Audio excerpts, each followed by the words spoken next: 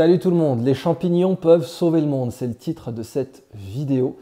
La deuxième avec mon ami Guillaume Lopez, le biologiste hyperdox et ancienne executive assistant de Gunther Pauli. On ne le répétera jamais assez, bien entendu, ce serait le limiter que de le réduire à cette simple tâche. Mais c'est vrai qu'on a cette philosophie en commun. Dans cette vidéo, on va vous parler du règne fongique. C'est un monde en biologie qui est totalement sous-estimé.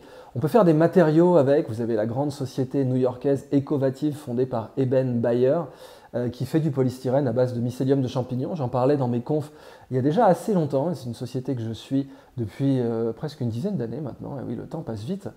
Ecovative, qui a fait le sujet d'un TEDx, eh bien, donc, ils ont du mycélium de champignons dont ils font un substitut de polystyrène. En fait, vous pouvez le jeter concrètement et il se biodégrade, il enrichit les sols.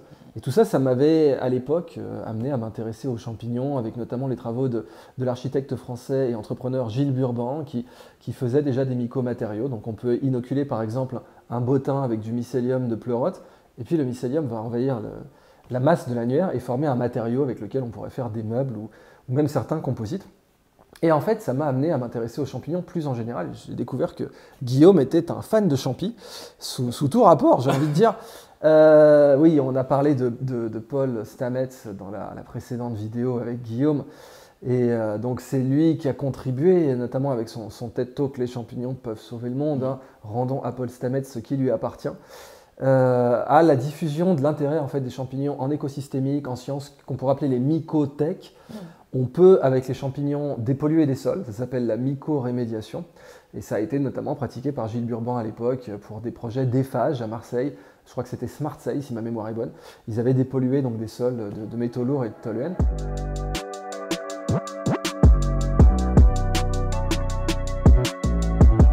Et on va faire donc un petit tour d'horizon avec Guillaume sur les mycéliums et les champignons en général. Ouais, franchement, si je devais faire, là tout de suite tu me demandais, Guillaume, sur quoi est-ce que tu ferais ton doctorat? Je te dirais les champignons. Ouais. C'est vraiment un domaine qui est passionnant et il y a tout un tas d'applications et d'autant plus que, en fait, ce qu'on ne se rend pas compte, c'est que jusqu'à présent, on a surtout exploité le règne animal.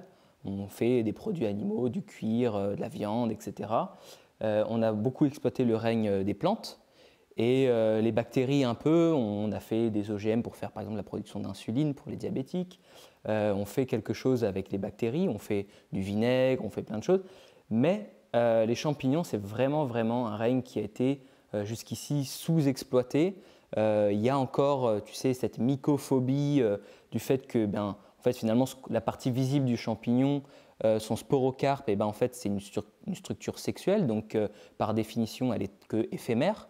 Et donc du coup, le fait de voir quelque chose apparaître et disparaître, et puis de savoir qu'il y en a qui sont mortels, il y en a qui vont te donner des hallucinations, d'autres qui peuvent être des médecines, des traitements à part entière, et bien en fait, le fait d'être dans le noir, un petit peu de ne pas comprendre ce règne-là, fait que beaucoup de gens se sentent pas sereins d'utiliser ou de parler des champignons, mais c'est vraiment une science qui est incroyable, la mycologie, et donc j'espère qu'on va vous transmettre cette passion qu'on a avec Idriss. Oui, et puis c'est associé à la mort, les moisissures, etc.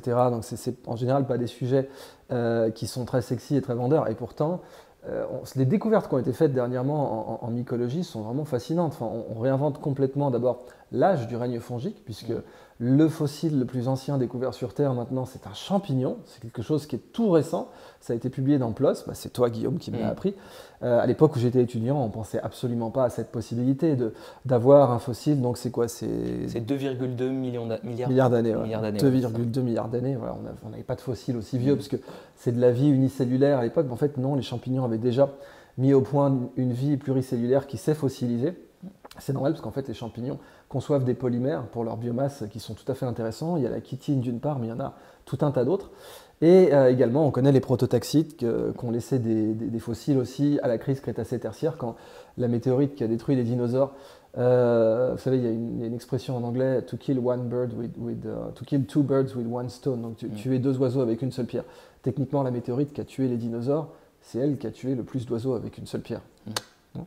Et oui, parce que les dinosaures sont les ancêtres des oiseaux. En fait, étaient déjà des oiseaux, ils étaient à plumes à cette époque-là. On pense par exemple que le stégosaure, qui est beaucoup plus vieux, vous savez, il y a autant de distance entre le stégosaure et le tyrannosaure qu'il y en a entre le tyrannosaure et nous, hein. Donc un tyrannosaure qui envoie un email, c'est moins anachronique qu'un tyrannosaure qui rencontre un stégosaure techniquement. Mais le stégosaure, on est quasi sûr qu'il n'avait pas de plumes, qu'il avait des écailles pour réguler sa température et tout. Le tyrannosaure, on est au contraire quasi sûr maintenant qu'il avait des plumes. Mais donc, quand la météorite qui a défoncé les dinosaures, plus toute la crise géologique qui s'en est suivie, a eu lieu, les champignons ont dominé le monde là aussi. Et on s'est retrouvé avec des prototaxites géants qui avaient très essentiellement des formes de teubes, il ne faut pas se le cacher. C'est bien pour ça qu'on dit amanite phalloïde d'ailleurs aujourd'hui, mais ils sont plus petits. Et on ne va pas vous résumer le monde fongique à ça, mais en fait, vraiment le monde fongique était sous-estimé. Et notamment la simple possibilité qu'on ait des réseaux mycellaires, donc le mycélium des champignons, qui connectent les arbres entre eux, qui les aident à s'échanger des nutriments, qui les aident même parfois à créer ces fameux arbres blancs qu'on a découverts dans le sud de la Californie, qui fixent les métaux lourds, découverte majeure. On a des arbres qui sont complètement blancs, qui ne produisent pas de chlorophylle, et en fait ils se sacrifient pour la communauté, ils continuent à vivre longtemps, mais ils fixent les métaux lourds. Là aussi, vous voyez tout le sujet biorémédiation. Le fait que les champignons aident à ça, et puis donc tout un tas d'autres applications. Mais déjà, dans les années 40, pour le côté un peu sale, moisissure du champignon, eh bien, on avait une chercheuse américaine qui est restée connue sous le nom de Moldy Mary. C'est pas lui rendre hommage que de la résumer à ce surnom, mais il vaut la peine d'être mentionné, parce que Moldy Mary, ça veut dire Marie la moisie, dans le sens où elle s'était vraiment sacrifiée pour son travail. Elle allait chercher des fruits moisis, et elle a trouvé sur ce melon cantaloupe moisi la souche de pénicillium qui a sauvé la vie de dizaines de milliers de personnes, puisque c'est celle qui produisait le plus de pénicilline, donc celle qui a été la plus utilisée pour produire cet antibiotique. Et rien que là, on aurait dû être conscient du fait de l'importance économique, évidemment environnementale, biologique, mais en fait à plus forte raison médicale des champignons, puisque ce sont les producteurs des antibiotiques. Et puis donc, économiquement parlant, la levure, ça doit vous dire quelque chose, le pain, le vin, etc. Sans parler bien entendu des ferments lactiques. Enfin, on savait déjà de base que les mycothèques étaient quelque chose de très sérieux. Mais à mon avis, on est très loin d'en avoir exploité toute la diversité, et c'est bien ça le sujet de Guillaume. Oui, tout à fait. En fait, on sait aujourd'hui que la vie sur Terre, finalement, est apparue grâce aux champignons, puisqu'à l'origine, on avait des cyanobactéries qui représentaient la fraction de photosynthèse, donc des êtres vivants capables de synthétiser des sucres à partir du carbone atmosphérique. Et puis, en fait, les champignons, eux, récupéraient un petit peu les cadavres de ces cyanobactéries pour se nourrir. Et vraisemblablement, ce sont ces champignons-là les premiers à avoir colonisé les terres émergées et à avoir formé des symbioses avec ces bactéries-là, puisqu'en fait, une des premières contraintes pour sortir de l'eau, eh bien, c'était de gérer en fait, le dessèchement lié au vent, etc. Et donc, les champignons, de par leur forme de réseau et leur capacité à aller capter l'eau et les nutriments, ont formé en fait, une symbiose naturelle avec ces cyanobactéries. Et c'est d'ailleurs des formes de vie qui existent toujours sous forme de lichens et qui permettent en fait, d'établir les premières couches d'humus et qui vont ensuite se succéder des plantes grasses, etc. Donc ça, c'est pour ce qui se passe à l'heure actuelle. Et qui peuvent résister au sec et au froid, du coup. Oui, exact, ouais. Et donc, oui, parce qu'il y a des antigélifs, effectivement, dans les lichens qui leur permettent donc de résister au froid. Et donc, en fait, effectivement, la vie sur Terre est apparue uniquement grâce aux champignons. Et Paul Stamets nous rappelle dans le récent documentaire Netflix qu'en fait, les animaux sont originaires de l'ordre des fungus. Donc Et ça, c'est fou. Pareil, on ne me l'avait pas enseigné quand j'étais… Tu vois, j'ai vraiment l'impression d'être vieux, parce que entre le moment où toi, tu as appris la bio et entre le moment où je l'ai apprise, il y a déjà eu cette découverte-là que, apparemment, Animalia viendrait du phylum, c'est dans un arbre des espèces, un arbre phylogénétique, on appelle ça un phylum, qui veut dire une feuille en grec, du phylum des champignons. Donc c'est pour ça d'ailleurs qu'on a autant de génomes en commun avec eux. Exactement, ouais. Et puis en fait, ce qu'on voit, c'est que là où notre intelligence, elle est top-down, donc notre système nerveux est dans notre cerveau et redistribue l'information vers le bas, les champignons, eux, c'est un réseau mycellaire. Donc en fait, ils accumulent l'information de par le bas et ils la centralisent à un endroit. Donc il y a tout un tas de processus biochimiques et vraiment, ils ont un arsenal enzymatique qui est faramineux. Donc on va parler peut-être de la lignine juste après. Ouais, et de la bombe à protons aussi, il faut en parler maintenant, parce que on en parlera dans le cours, bien sûr, qu'on a fait chez Scanderia, mais le bois était un déchet. Ça a donné le carbonifère. Quand le bois s'est accumulé, le bois ne pouvait pas être dégradé. Et les champignons ont été les premiers à pouvoir dégrader le bois, la lignine, donc un polyphénol qui constitue le bois, à pouvoir le dégrader avec cette invention biochimique qui s'appelle la bombe à protons, qui pète un peu tout et qui leur permet de métaboliser ça petit à petit. Et c'est encore pour ça aujourd'hui que le substrat des champignons, majoritairement, enfin évidemment en sous-bois, c'est le bois et qu'on va l'utiliser donc aussi bien pour cultiver du shiitake que d'autres champignons. Et c'est marquant de voir effectivement le lien, l'intérêt de domestiquer des champignons pour la rémédiation, c'est qu'en fait, ils ont un arsenal enzymatique très important. On a parlé dans la vidéo précédente aussi de leur intérêt comme pour contrôler certains insectes avec Cordyceps sinensis, dont tu m'as appris d'ailleurs que c'était aussi il était utilisé en médecine traditionnelle tibétaine. Ouais. Et comment ils le récoltent, tu m'avais dit? En fait, ça coûte très cher. Donc en fait, c'est des gens qui prennent c'est des saisonniers quoi. Donc ils viennent à la saison de reproduction, enfin quand le sporocarpe sort. Il y a plein de Chinois qui se rassemblent dans les steppes et puis en fait ils y vont et ils rentrent comme ça. On va faire de la géopolitique là, on va se faire des amis avec la Chine. Non, ça dépend, si tu as envie de voyager en Chine, tu peux dire des Chinois, il n'y a pas de problème. Tibétains, mais non, parce qu'il y a même des Chinois, en fait, ça coûte tellement cher que quand ils ont une famille qui est... Je voulais pas rater une opportunité de faire une petite controverse sympatoche, tu vois, c'était important. Ouais. Ça va. Mais vas-y, continue. Et donc en fait, ils rampent un peu comme Rambo, parce qu'ils doivent avoir vraiment la tête focalisée sur un petit volume de sol, parce que c'est très discret en fait. Et ensuite, ils doivent planter le sol, parce qu'il ne faut pas abîmer la chenille, forcément. Parce qu'un champignon dont la chenille contaminée serait abîmée, ça vaudrait moins cher. Donc ils rampent et puis ils voient le champignon et ensuite ils creusent avec un petit couteau et ils sortent des champignons. Et les médecins traditionnels après ils le pilent ou ils en font Ouais, c'est ça. Alors ils en font de la poudre, etc. Et ça commence aussi à se démocratiser dans les compléments pour les sportifs, etc. Et on lui attribue quelle vertu? Sur la libido essentiellement. Comme souvent, ça vend bien ça. Ça vend bien la libido, hein, tu sais. C'est comme le truc du tigre et tout, d'accord. Donc ça vaut la peine d'aller les chercher un par un, etc. Dans tout Voilà, mais bon, Paul Stamets, comme on vous l'a dit dans la précédente vidéo, a breveté certains usages du cordyceps avec des variantes, etc., des sélections pour pouvoir contrôler les termites et les fourmis. Donc il y a en réalité encore plein d'univers industriels à tirer de la compréhension des champignons, mais c'est vrai que ne serait-ce que le côté intelligent distribué du mycélium, des réseaux. Donc tu m'as dit le plus grand mycélium connu, c'était? C'est un armillère, donc c'est un champignon qui est saprotrophe, c'est-à-dire qui mange de la matière morte, donc des branches mortes, des feuilles mortes, etc. Et de temps en temps, en fait, il devient un pathogène. Et donc c'est un champignon qui a la capacité de s'étendre énormément. Et le plus gros, en fait, il fait, je crois que il a 2400 années, il fait l'équivalent de quelque chose comme 800 et quelques hectares, 890 hectares. Et donc découvert en Amérique du Nord. Découvert dans l'Oregon, en Amérique du Nord, ouais, effectivement. Et il y en a un très gros aussi en Suisse dont on pensait au début que c'était le plus gros.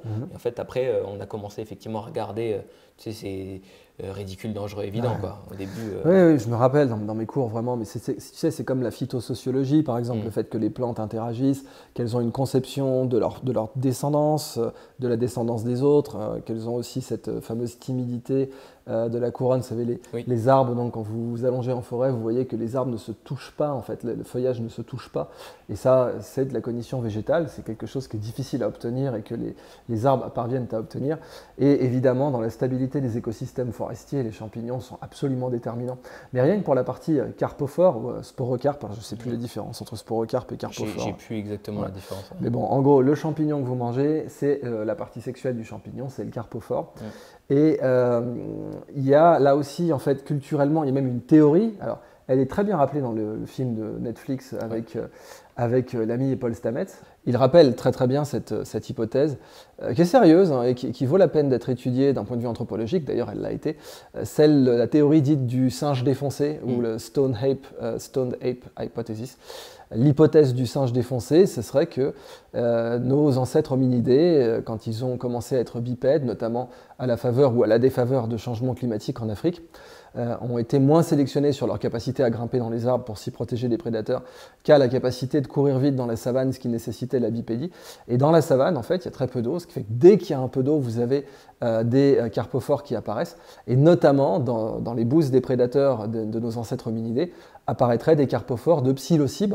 Et donc, il est quasiment certain que nos ancêtres en auraient consommé. L'hypothèse, c'est que cette consommation ait eu un rôle important sur le développement du cerveau. Et ce n'est pas du tout une hypothèse fringe, borderline, dans le sens où On sait qu'il y a certains champignons qui stimulent la neurogénèse, et notamment la crinière de lion.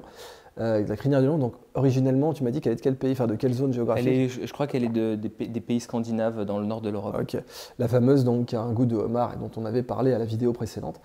Et donc si, après tout, on a des champignons qui peuvent stimuler la neurogénèse, on sait qu'un changement, par exemple, de consommation, la consommation de davantage de graisse, peut avoir un rôle décisif dans le développement du cerveau sur le long terme. Ça va sélectionner naturellement des cerveaux très myélinisés et en plus très circonvolués. Ben, là aussi, la consommation régulière de psilocybes pourrait avoir eu un réel effet sur le développement du cerveau des hominidés et plus tard de la lignée humaine.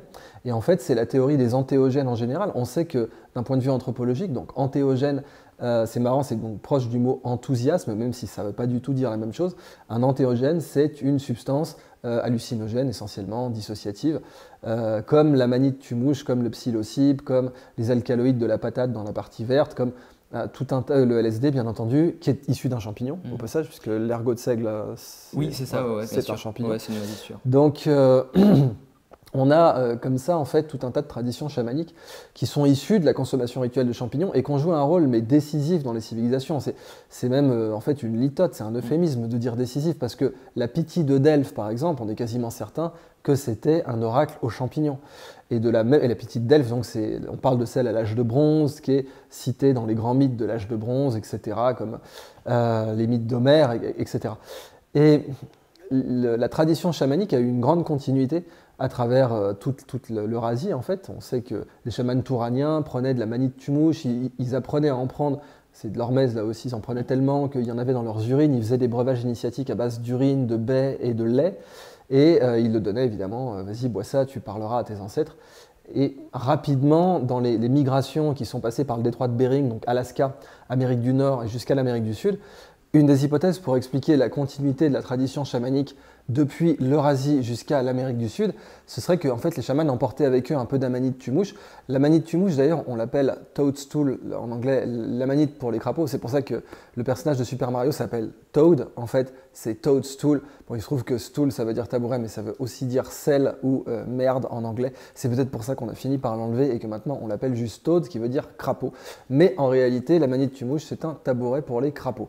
C'était aussi le tabouret pour les fées dans la tradition irlandaise, parce que l'idée en fait c'était que les druides en prenaient, transpiraient, ils avaient des lieux de sudation en fait, des chaises de sudation en pierre, on allumait un feu en dessous, une sorte de sauna en pleine forêt, et ils communiquaient avec les esprits là-dessus. Donc cette idée du mycélium intelligent avec lequel on pourrait communiquer, c'était quelque chose qui était traditionnellement associé chez les chamans à l'intelligence ou au caractère antéogène, donc on dirait aujourd'hui, des champignons. Et d'ailleurs, j'avais dû vous le dire dans une autre vidéo, le symbole du triskel, on est quasiment sûr qu'il est d'origine antéogène. Donc l'hypothèse pour la continuité de la tradition chamanique, ce serait que les chamans emportaient du champignon séché. Ensuite, quand ils en manquaient, ils se faisaient un trip et ils décidaient ce qui allait être la prochaine vision quest, comme par exemple jeûner pour les Navarros ou prendre du peyote, ce cactus aussi, le San Pedro, au Mexique, ou bien prendre l'ayahuasca en Amérique du Sud. Et c'est ainsi qu'on aura eu cette continuité. Évidemment, on a peu de preuves tangibles, matérielles, vérifiables de cette hypothèse, mais elle semble relativement crédible du point de vue du rasoir d'Occam. C'est peut-être la plus simple, la plus parcimonieuse comme hypothèse scientifique pour essayer d'expliquer cette consommation. Donc vraiment, culturellement, les champignons ont joué un rôle, d'abord avec la fermentation, etc., mais aussi en fait avec les traditions chamaniques en général qui ont joué un rôle en Europe. D'ailleurs, chez les Égyptiens, évidemment, pas une terre particulièrement humide, on a peut-être eu de la consommation de champignons rituels, on n'en a pas de traces aujourd'hui puisqu'on peut quand même en cultiver sur du bois, mais on avait un autre antéogène qui était la DMT, qui est produite aussi par certaines écorces d'acacia, et on sait que les Égyptiens l'utilisaient. Donc c'est pas du tout anodin de dire que les champignons ont déjà profondément marqué les civilisations humaines, au même titre d'ailleurs que la consommation rituelle de cannabis sativa, mais aussi d'ailleurs pour la création de vêtements, de cordages et la consommation de protéines, puisque les graines de cannabis sativa peuvent se consommer. En Égypte, en réalité, effectivement, on avait aussi le lotus bleu, comme Guillaume me l'a rappelé, qui était consommé pour, je ne sais pas quelle molécule ça contient, ça, mais... ouais, je n'ai pas le nom de la molécule, là, mais... Mais en tout cas, c'était aussi un antéogène. Donc le début des civilisations, en particulier à l'âge de bronze, a profondément bénéficié ou s'est mélangé avec des consommations rituelles d'antéogènes. Et encore aujourd'hui, les psilocybes sont étudiés en psychiatrie. Il y avait eu une grande vague dans les années 60 et 70 d'études de la psilocybine pour les troubles bipolaires notamment et pour la dépression nerveuse et même en fait pour prévenir certaines récidives sorties de prison. Il faut se rappeler que ce ne sont pas du tout des drogues addictives, dans le sens où elles causent vraiment un besoin, une nécessité d'en reprendre, que bien sûr en prendre sans supervision reste tout à fait dangereux. Je ne connais pas le statut légal en France, cela dit. Je sais que la FDA est en train de l'accélérer pour le passer grade 2, donc en fait je sais que alors, grade 1 c'est la drogue qui ne sert à rien et qui en plus est dangereuse, et grade 2 c'est un peu comme la morphine qui est dangereuse ou qui n'est pas donc sous prescription, quoi. Sous prescription, mais qui a des effets thérapeutiques. Donc on pourrait prescrire du psilocybe, ce qui vraiment équilibrerait un peu le business model actuel pharmaceutique. Enfin, cette vidéo ne sera pas sur ce sujet-là, mais la crise du fentanyl, ce scandale absolu où vraiment on a des boîtes américaines qui sont devenues des dealers de drogue légaux, parce que le fentanyl, c'est un opioïde ultra puissant qui a été dealé. Et il y a des cabinets de conseil comme McKinsey qui ont recommandé activement de vendre du fentanyl à grande échelle aux États-Unis. Ça a fait 50 000 morts par an. 50 000 morts, c'est tous les soldats américains dans la guerre du Vietnam, enfin 55. Donc par an, il y avait un Vietnam aux États-Unis de gens qui mouraient d'overdose de fentanyl. Et évidemment, les coupables principaux n'ont jamais été incarcérés ou inquiétés réellement. Donc, ça serait bien d'équilibrer le business model pharmaceutique et d'arrêter évidemment de continuer à enseigner stupidement que si c'est naturel, ça ne sert à rien, que si c'est une herbe ou un champignon, ça ne peut pas avoir le moindre effet thérapeutique. Enfin, l'acide acétylsalicylique vient du saule, le Taxol vient d'olive du Pacifique, il est utilisé dans les chimios. Arrêtons cette dichotomie complètement artificielle qui a été engendrée par des vendus intellectuels. Mais sur les champignons, déjà, tu sais que les médicaments qui sont anti-rejet, quand tu as subi une greffe, les interférents notamment, viennent des champignons. Okay. C'est des médicaments qui valent en plus une fortune et qui sont produits à partir des champignons. C'est la seule manière qu'on connaît de les créer aujourd'hui.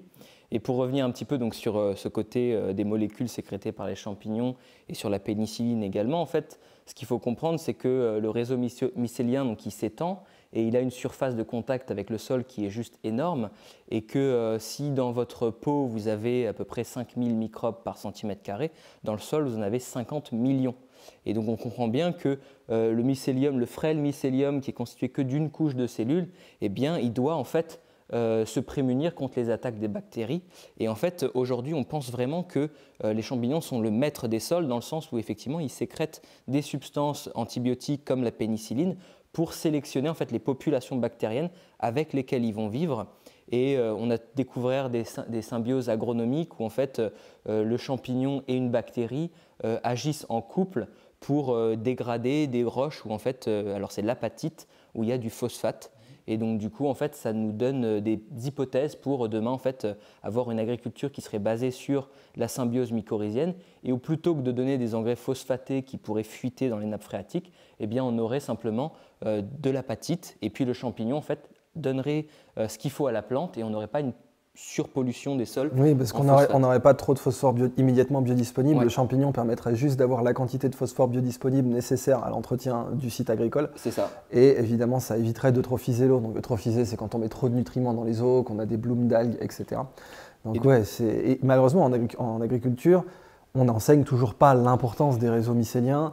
Et je pense qu'il n'y a aucun, même en lycée agricole ou bien en BTS agricole, et même en fait en agro, où là quand même on doit parler évidemment de la mycorhisation, et puis d'autres symbioses comme l'Agrobacterium tumefaciens, mais fondamentalement, l'idée qu'on ait un modèle agricole basé sur l'utilisation des champignons, ça commence à peine à percer aujourd'hui. Ça commence à peine, c'est plutôt dans les masters, les doctorats. Moi qui ai fait un lycée agricole, on commençait à peine à nous parler d'agroécologie et de culture, polyculture, etc. Pourtant, on voit clairement que quand un arbre est mycorhizé, il a beaucoup plus de biomasse, un feuillage beaucoup plus développé, Bien etc. Sûr, ouais. Et on devrait comprendre ça. Mais ça nécessite de penser en système, comme on avait dit dans la vidéo précédente, de réfléchir aux écosystèmes comme des moyens de production.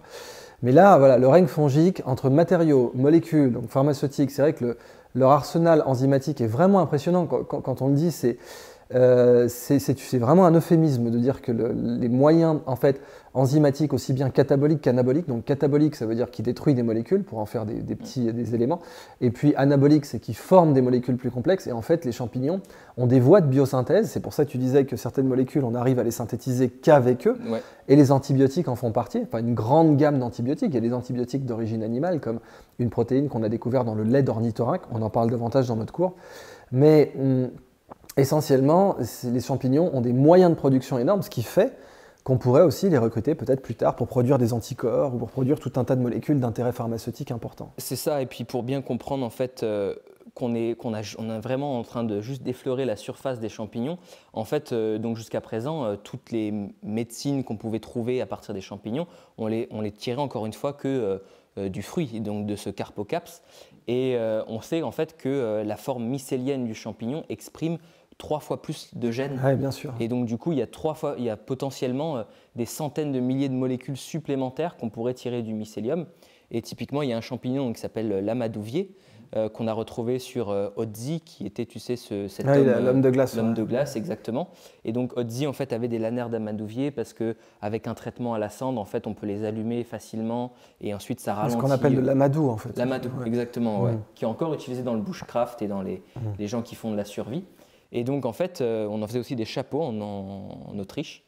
Et en fait, le mycélium de ce champignon-là, et ça, on en parle aussi dans le cours, on lui a trouvé des propriétés antivirales et notamment sur le virus des ailes déformées qui touche les abeilles et les ruches. Donc vous voyez un petit peu le tour d'horizon de ces mycothèques et de comment les champignons peuvent sauver le monde. Ils jouent un rôle sur la culture, ils jouent un rôle sur l'économie, un rôle qui est vraiment profond dans l'histoire de l'humanité, puisque par effet papillon, on aurait du mal à imaginer ce qui se serait passé si l'hypothèse du singe défoncé est vraie, si jamais les hominidés n'en avaient pas pris, si jamais également ce qui est rapporté à l'âge de bronze sur les oracles et autres, et puis bien sûr les consommations rituelles qui sont rapportées et qui sont attestées sur le plan archéologique, qu'est-ce qui se serait passé si les druides n'avaient pas eu ces visions ou autres? On a cet aspect culturel profond, on a cet aspect culturel plus récent avec les matériaux, les antibiotiques. Et en fait, cette métaphore du champignon, c'est qu'il reste souterrain et donc prégnant, il n'est pas visible. Il y a seulement sa partie sexuelle, le carpophore, qui est visible, mais il reste comme ça un peu en sous-jacent dans l'évolution humaine, le champignon. Et on ne lui rend pas l'hommage qu'il mérite, puisque nous, on voit en général les conséquences du champignon, les antibiotiques, etc. Ou le fait que certaines forêts vont se développer davantage et que certains arbres vont croître plus rapidement. Bon, puis ensuite, bien sûr, la consommation de champignons gastronomiques, la truffe, le cèpe, etc. Ou bien même certains empereurs romains. Il y a l'empereur Claude, par exemple, qui est un empereur fascinant, parce que peut-être un peu comme un champignon, lui-même, il était assez laid, il bégayait, c'est souterrain, et il a été un assez bon empereur. Il a échappé à l'assassinat précisément parce que, du temps de Néron, et précisément parce qu'il n'était pas très sérieux. Claude adorait les champignons, il en consommait des tonnes et des tonnes. Donc, culturellement, ils ont toujours été là, mais on oublie vraiment de signifier à quel point ils sont importants. Et ce domaine des mycothèques, en biologie, en biotech, et ça peut faire vraiment des sociétés milliardaires. D'abord, pour faire de nouvelles molécules pharmaceutiques, pour faire de nouveaux tests, pour faire de nouveaux moyens de dépollution, et bien entendu pour faire de nouveaux matériaux, tout simplement, avec des nouveaux plastiques biodégradables, donc ces fameux mycomatériaux, semelles de chaussures, peut-être aussi des tissus, etc. Et sans juste une dernière chose, c'est jamais des détails parce que vous allez voir, c'est tellement toujours énorme les découvertes dans le monde des champignons, mais on a aussi donc ce petit amibe qui finalement a une méthode de développement similaire au champignon. Le blob, donc quand on reparle dans le cours. Fusarium polycéphalum de son petit nom. C'est ça. Et donc en fait, les champignons fonctionnent un peu comme le blob, sauf que le blob il fonctionne en surface, donc c'est plus visible comme modèle. Donc ce blob-là, il nous inspire aussi des logiciels. Et en fait, ce qu'on voit aussi dans la séquestration du carbone, c'est que les champignons et les gloméromycètes plus particulièrement, je ne vais pas rentrer dans les détails, mais les gloméromycètes, vous ne les verrez jamais parce que leurs spores sont sécrétés sous le sol. Mais ces gloméromycètes-là, en fait, sont symbiotiques avec 95% des plantes sur Terre. Et donc, en fait, ils ont un système d'exploration du sol qui est similaire à notre petit blob. Et donc, en fait, ils vont créer des réseaux pour aller chercher de la nourriture. Et dès qu'ils se rendent compte qu'il y a un réseau qui, en fait, n'est pas exploitable parce qu'il n'y a pas de nourriture au bout, eh bien, en fait, ils vont annuler l'opération et ils vont arrêter de nourrir ce petit if. On appelle ça les ifs, en fait, ces filaments. Et donc, en fait, l'if va rester mort dans le sol, sauf que l'if est composé d'une protéine qu'on appelle la glomaline. Et la glomaline, en fait, elle est très difficile à dégrader par la biosphère, donc les êtres vivants du sol. Et du coup, elle va s'accumuler dans le sol et séquestrer du carbone. Et aujourd'hui, on pense que peut-être plus de 50% ou un tiers, je ne sais plus exactement le chiffre, un tiers donc, de la biomasse de carbone séquestrée dans les forêts viendrait des champignons et viendrait de cette glomaline. C'est fascinant parce que, évidemment, que les troncs séquestrent du carbone, après tout, la lignine, c'est des polyphénols, donc c'est du carbone. Mais la glomaline, voilà, une découverte récente qui nous sort de ce perpétuel on peut pas, on est tous foutus, on va tous crever, etc.